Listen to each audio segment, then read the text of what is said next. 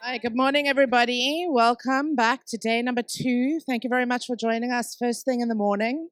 So we're going to kick off our panel session today, which is building links with operators, finding the right partner and create a positive working relationship, which I think is super important for any affiliate and any operator in the room today. So obviously you guys are the ones that care, so thank you very much for joining us so early.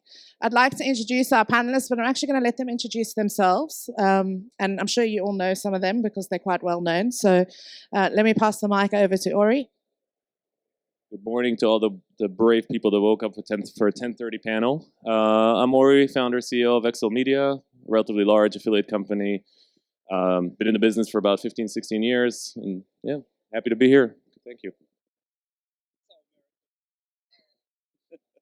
Hi, I'm David De Silva. I'm CEO of Easyodds, a relatively small affiliate company, and I've been in the gaming industry for a large number of years, but relatively new to affiliates. So I'm also very happy to be here at 10:30. Thank you. Does this work? Yeah. I'm Gary Weihs. I'm head of affiliates at Betson Group, and I've been in the industry for about 17 years, all on the affiliate side of the business. So we've got some real legends with us here today, so thank you very much for joining. So I'm Leanne Johnston. I'm the founder of Affiliate Insider. I've been in the industry for probably as long as what you guys have. We do affiliate marketing, we're an agency, we do training events, and we're a media company too. So I'm going to kick off the conversation today to talk a little bit about, and this will be from both sides of the coin, because obviously we've got operator and affiliate on the stage with us. How do you guys spot an eligible and reliable partner to work with, and do you give new affiliates or operators the chance that they deserve, or do you stick to what you know works? I think I'm just going to go left to right. Well, being the one that's supposed to be chosen, my perspective is going to be a little bit different. But I guess that Gary will have a different opinion, not different, hopefully the same opinion. But generally speaking, these days, obviously, it's a bit different than what it was 5, 10 years ago. I would assume that from an operator's perspective, it's pretty important to know what your affiliate is going to do with your links, with your brand. It didn't used to be so important. They used to care particularly just about their end of the month results or quarterly results, and whatever media campaign or whatever you wrote on your website, it was okay. But in the age of fines and all kinds of compliance issues from regulators, I think that one of the first things that are going to come to mind is definitely the regulatory side. You need to know that your partner has a compliance team in place, has procedures in place, is in some way accountable for what they do. You need to have transparency, and ideally you really have to follow the local laws. I think that goes without saying. I think it's the similar sort of thing. I think we look for operators who are very professional, very well run, coming to market. They have an innovation streak. They're trying to do something good. And we want to work very closely and we collaborate. We think it very much a partnership, and the shared responsibility for the user experience and the compliance is absolutely key. From your side, Gary? Yeah, from my side, it's also the same. We're looking for professionalism. So it doesn't matter if you're a new affiliate or an old existing affiliate. It doesn't really matter about the size. And the amount of traffic that you're going to bring in. It's about how you behave. As Ori says, from the affiliate side, are you compliant if you're in the UK? Are you keeping to all the regulation? Are you changing or doing things that we ask you to do? Because there are always reasons why we are going to ask things. And we want to build a partnership. So yeah, it's very important. Yeah, just to add 1 or 2 more comments on that, I think from an affiliate perspective, when we choose our partners to work with, obviously we're investing quite a lot, especially on on rev share deals, right? Because we're the ones taking the blunt of the most of the risk here, right? So from our perspective, I think this is also something that's changed. We care how much we make, but transparency and compliance on an operator side is pivotal for us. The days of affiliates also not caring where money falls, and where the money that falls on their bank account comes from is an issue. Even on the most straightforward things, you get asked by banks where the money's coming from. And if you say, "Oh, it's some operator from Coruscant that just got their license yesterday," and I don't know anything about the UBO. it's a bit of an issue. Of course, that's kind of, let's say, first world problems, but it's becoming everyone's problem. So from our side, we want partners that have an open dialogue with us, and we'll talk about contracts, I think, later on, and try to be as responsible as we are and have an open dialogue. Plus, demands from affiliates have changed. We're not just, some of us will not just sit there idly say, yeah, whatever my stats admin tells me at the end of the month, I'll be, I'm okay with it. If it works, it works. If it doesn't, it doesn't. We want more advanced things. We want unique tracker IDs or dynamic IDs and all kinds of, maybe some more player level data. There's a lot of things that have evolved, and this is something that for us is super important when we choose partners beyond just whatever fixed hybrid or CPA or rev share deal we can get from them. So one thing I wanted to ask as well is, and it actually came up yesterday in a conversation that I had with an affiliate. It's difficult for affiliates to choose operators because they never really know when an operator might shut down a region. I mean, that's happened quite recently, and that obviously affects both the operator in terms of, finding new sources of traffic to plug that gap, but also from the affiliate side, it impacts your revenue. So when you're looking for a new partner or a new affiliate to work with, and it's both sides of the coin here, do you sort of take that into account in terms of the risk averseness of people that you want to work with, or do you just give everybody a go?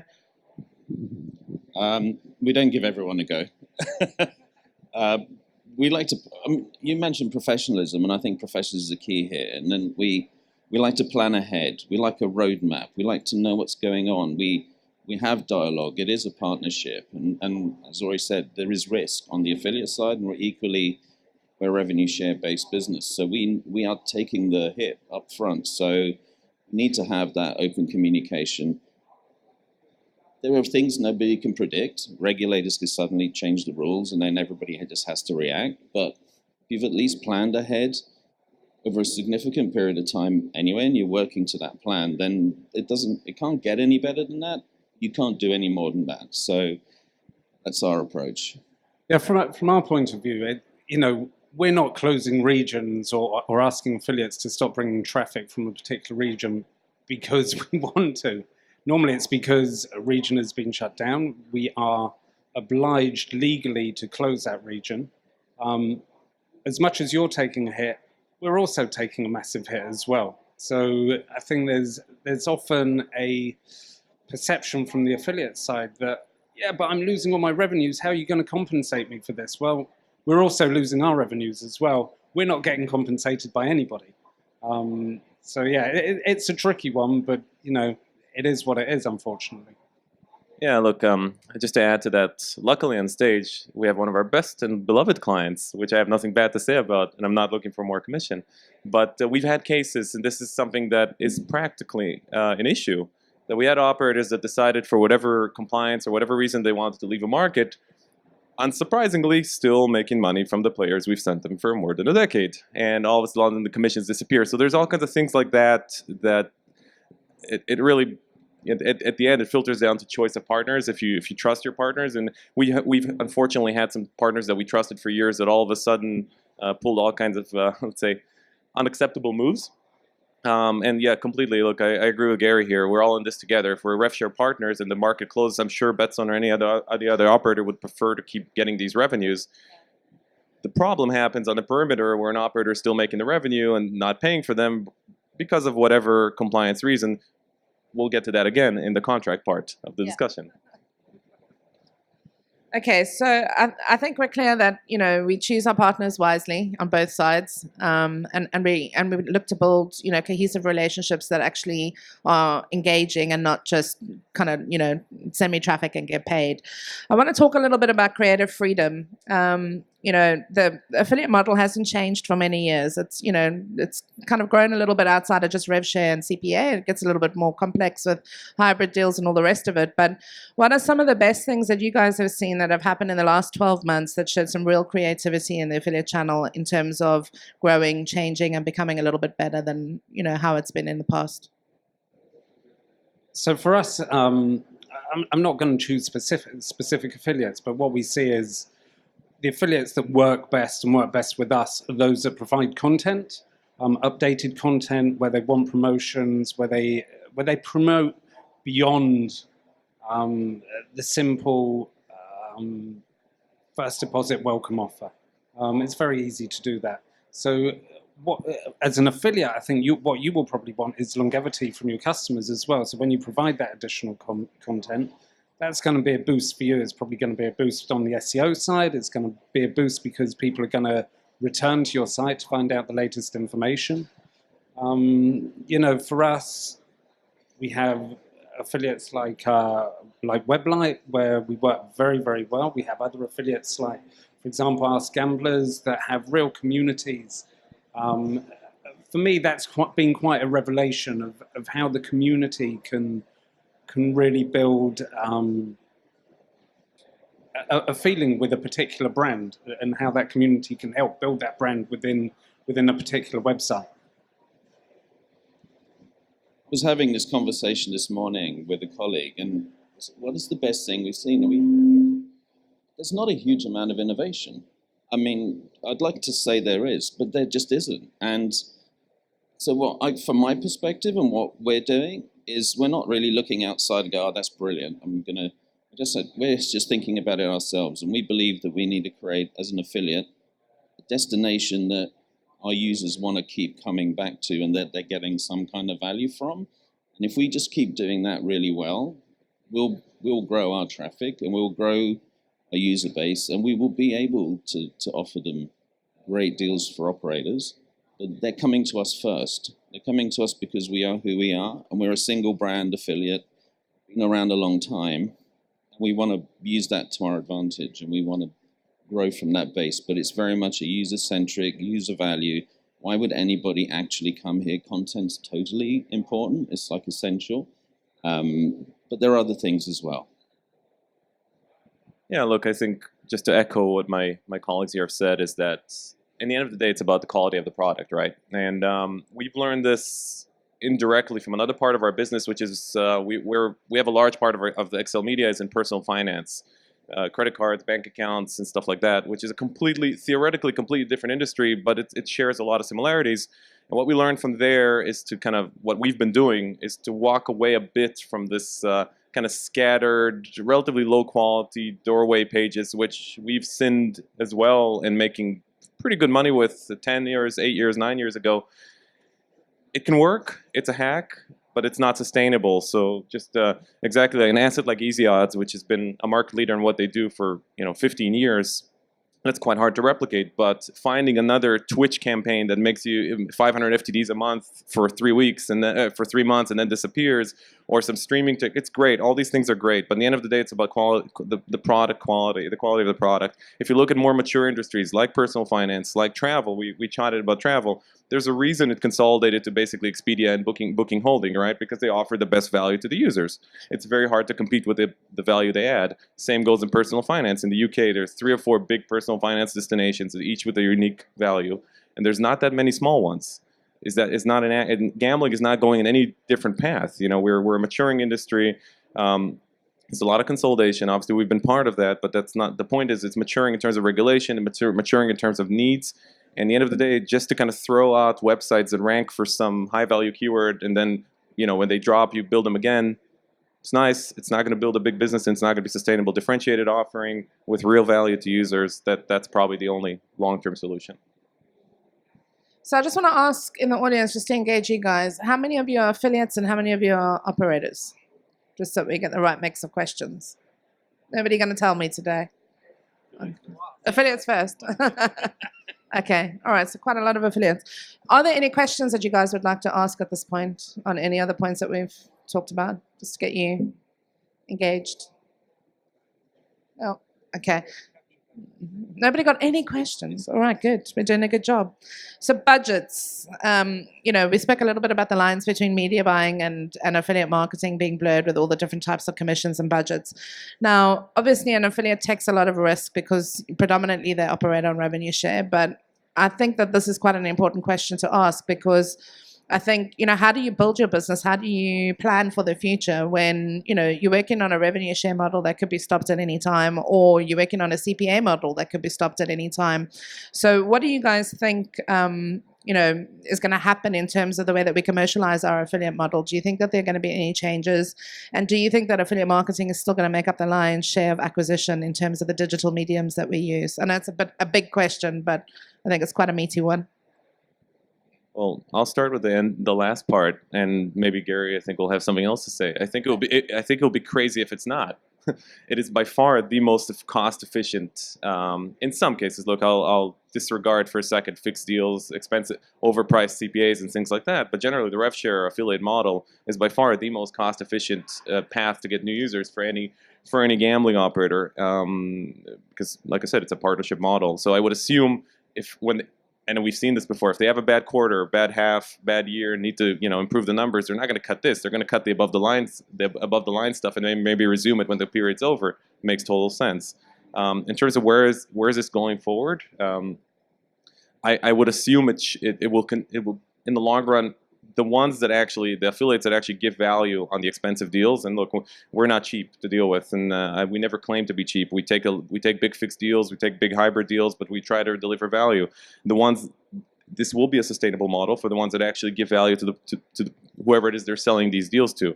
Others will have to go to rev share. Rev share should always be there unless there is some regulatory issue. Again, going back to personal finance, we're not allowed to do rev shares there. As much as I would want to get rev share from Amex or Bank of America, it's not going to happen. So there we do CPA mainly CPA. But barring any regulatory changes that will disallow it, I would assume rev share is here to stay. Yeah. I completely agree. It's proven to be sustainable. The affiliate channel is a great acquisition channel for operators. It's not going to go anywhere. If anything, it's going to become more important.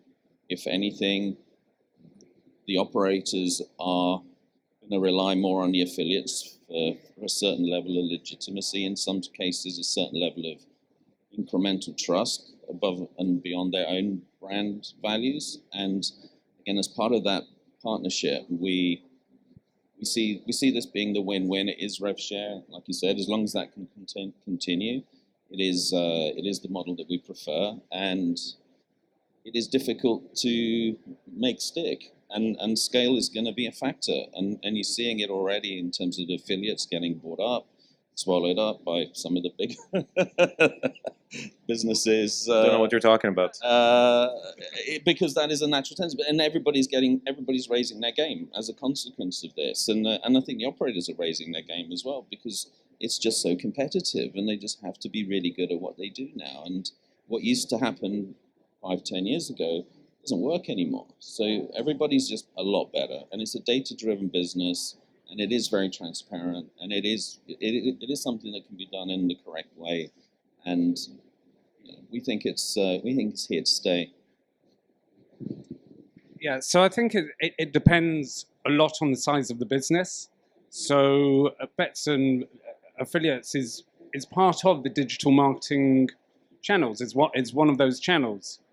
We have many others that we bring in. We have above the line, we have PPC, we have SEO, we have programmatic, we have paid social, etc., etc., etc. So for us, affiliates isn't necessarily the largest channel in terms of acquisition.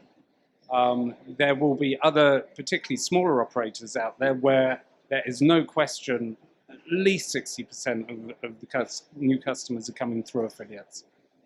It's also going to depend very much on what the budgets are that are available within the company. So, any company only has a limited amount of money to spend. When you're on revenue share, that's fine, because that will grow with whatever revenues are coming in. Where it becomes more tricky, both for us and for the affiliates, is when you start talking about CPAs and hybrids and fixed fees. Why does it become more tricky? Because, as was pointed out, we are very much a data-driven business. So we look at every number. So if we have an affiliate coming to us offering or asking for a €200 CPA, we know their player value is 150, or we know that the market value or the CPA within that market is is 175. There's not a chance in earth we're going to give that 200 euro CPA. It's just not going to happen. It doesn't matter how much you beg, scream, or wail, we're not going to do it. And the same goes for fixed fees. So we're looking at everything. And when you're a large company, such as we are, we're not desperate for the new customers.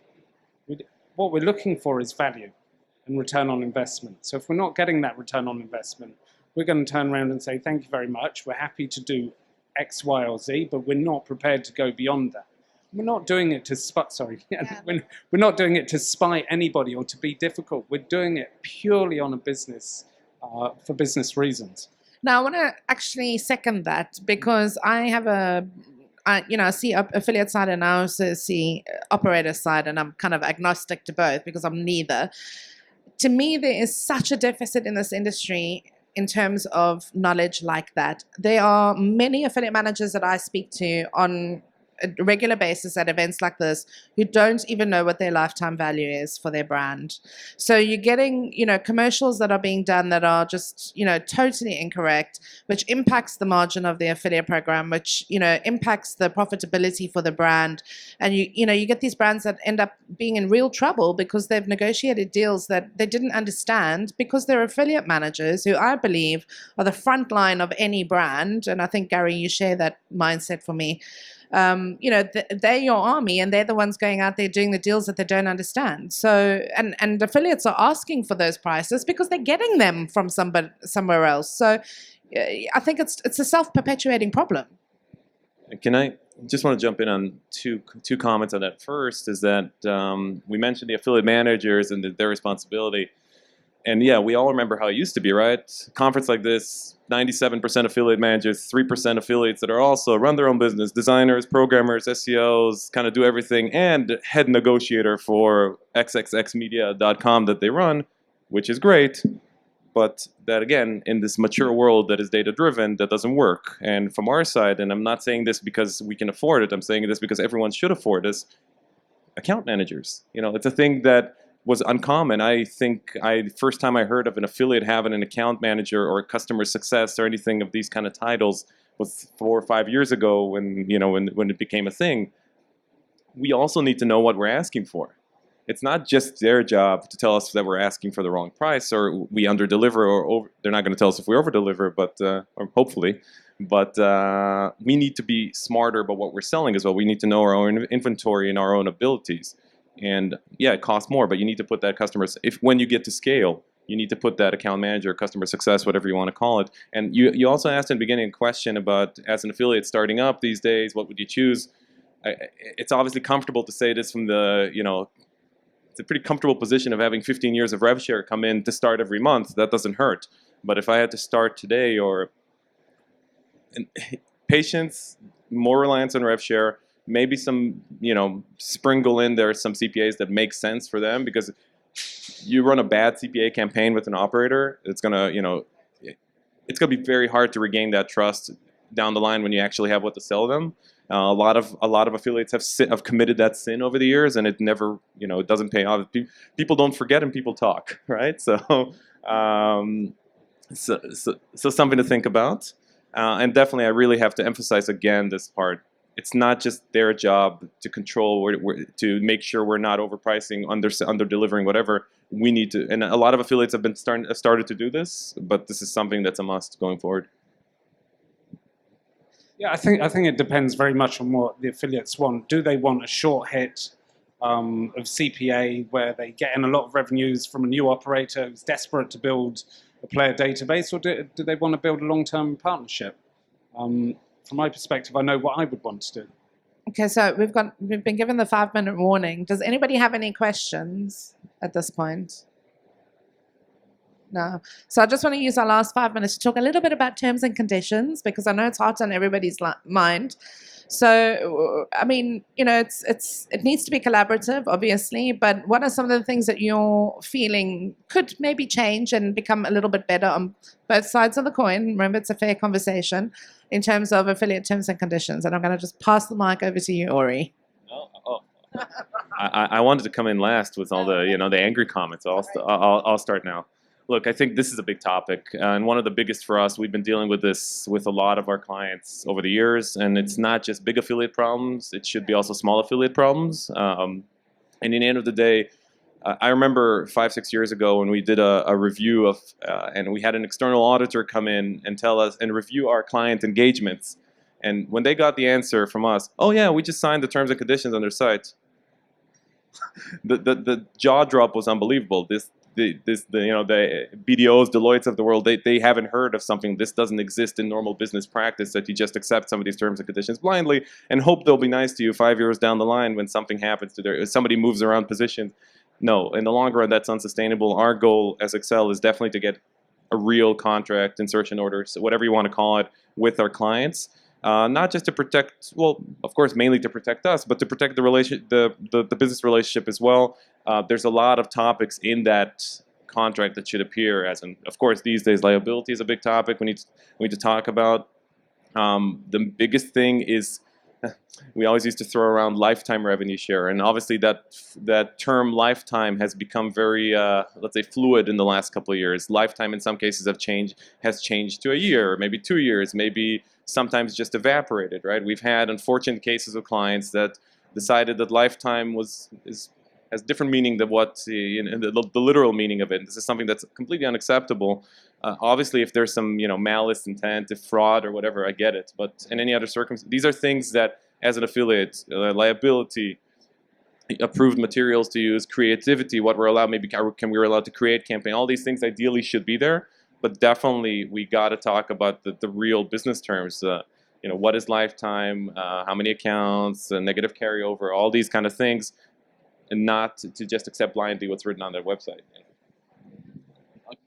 I completely agree. And we have the benefit of being around a long time, so we've seen all different types of terms and conditions, and we at Easyodds don't sign standard terms and conditions. We just don't do that. It's just. Yeah, but is that because you are as big as you are and you've got that leverage? We're not huge, but actually the title of this, a positive working relationship. Yeah. It's not a tick box. It's not a templated activity. You want to engage. You want to do certain things. You co-investing.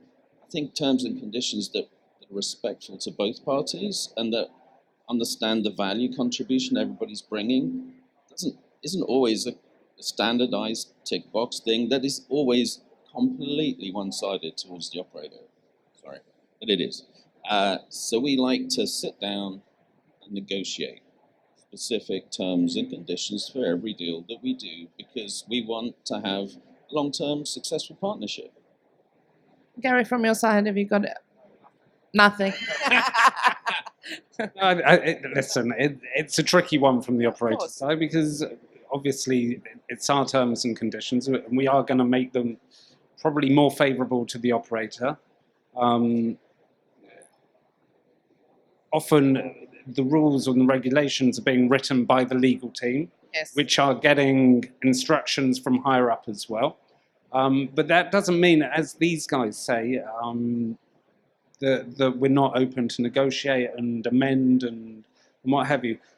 I'm going to be honest, though. It's somebody who's starting out in the industry is not going to have an awful lot of flexibility with us, whereas some of these guys are gonna have more. There's no question about it. And to be honest with you, that's the case in any business. If you're working with a bigger company, you're probably going to be able to get or that bigger company is probably going to be able to get better terms than somebody that's much smaller, simply because they have more power. Oh, actually, I was just about to jump to the other side of the fence and pretty much say exactly that. I wouldn't expect anyone, coming in, sending 3 players a month to start negotiating, unique terms. It's not going to happen. We built that over the course of 15 years to a point that we negotiate terms, also because the volume really matters there.